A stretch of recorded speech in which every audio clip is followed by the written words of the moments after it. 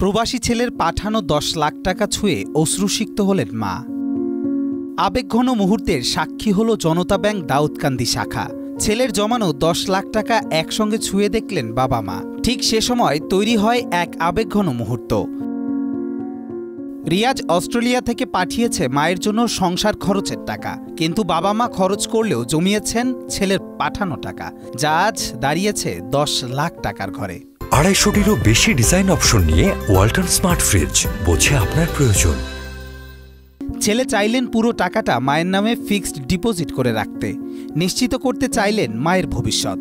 অ্যাকাউন্টে টাকা রাখার আগে ছেলে ব্যাংক ম্যানেজারকে অনুরোধ করেছেন যেন পুরো ১০ লাখ টাকা তার মায়ের হাতে কিছুক্ষণের জন্য দেয়া হয়। বর্তমানে যখন মায়েরা জানতেই পারেন না সন্তানের উপার্জন সম্পর্কে, তখন উদাহরণ হয়েছেন প্রবাসী রিয়াজ।